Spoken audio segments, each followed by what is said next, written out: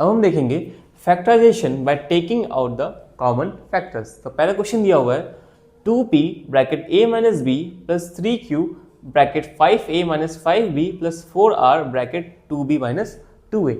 Okay, तो यहाँ पे हमें फैक्टराइजेशन करना है by taking out the common factors. ठीक है, कॉमन फैक्टर्स इन जो टर्म्स के अंदर होगा उसे बाहर लेके इसे क्या करना है, फैक्टराइज करना है। तो फॉर एग्जाम्पल ये क्वेश्चन दिया हुआ है, अगर हम इस क्वेश्चन को ध्यान से देखें तो यहाँ मुझे एक टर्म दिखाई दे रहा है that is common, that is a minus b. A minus b यहाँ भी है, a माइनस बी यहाँ भी है और a माइनस बी यहाँ भी है, लेकिन वो b पहले है और a माइनस में है और बाद में है। ठीक है, चलिए देखते हैं। तो इस टर्म को तो हम ऐसे लिख देंगे that is 2p a minus b, यहाँ पे कोई चेंज नहीं आएगा। अगर हम यहाँ देखें तो यहाँ 5 क्या है, कॉमन है, तो 5 क्या हो जाएगा, बाहर निकल जाएगा, that is 3q multiply 5 bracket a minus b हो जाएगा। ओके, नाउ अगर हम यहाँ देखें तो यहाँ हम 2 क्या ले सकते हैं, कॉमन ले सकते हैं, तो यहाँ क्या हो जाएगा 4r multiply 2 bracket b minus a। तो अगर हम यहाँ ध्यान से देखें तो ये a माइनस बी है, ये a माइनस बी है और ये क्या है, b माइनस a है। अगर हम इस टर्म में से माइनस कॉमन ले लेते हैं तो a क्या हो जाएगा, पॉजिटिव, और b क्या हो जाएगा, नेगेटिव। तो ये कुछ ऐसा बन जाएगा।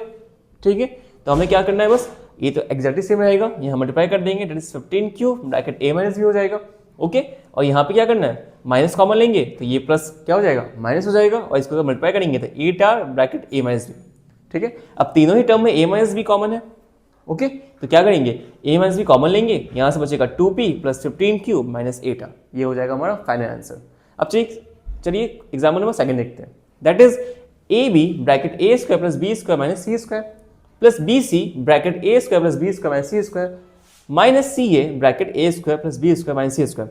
ये इजी क्वेश्चन है। अगर हम यहाँ ध्यान दें तो यहाँ पे ये जो टर्म है ये तीनों में मुझे कॉमन दिखाई दे रहा है, तो मुझे क्या करना है, बस इसको ही बाहर लेना है। तो इसको मैंने कॉमन को क्या कर लिया, बाहर ले लिया, that is bracket A square plus B square minus C square bracket close, और यहाँ से क्या आएगा A B plus B C minus C A, और ये हमारा क्वेश्चन सॉल्व हो जाएगा।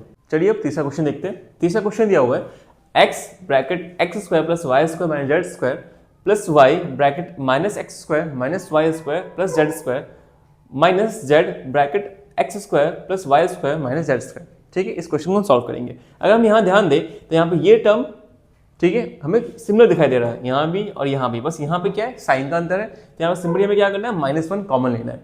तो क्या करेंगे, ये सेम है, क्वेश्चन लिख दिया हमने यहाँ पे ये सेम है, बस यहाँ पे क्या करना है, माइनस कॉमन लेंगे। जब माइनस कॉमन लेंगे तो प्लस क्या बन जाएगा, माइनस बन जाएगा, दैट इज माइनस वाई, तो that is x square plus y square minus z square. Okay, now similarly minus z x square plus y square minus z square. यहाँ पे x square plus y square minus z square जो है इसको हम common लेंगे तो क्या बच जाएगा, x minus y minus z बच जाएगा। तो this is our final answer.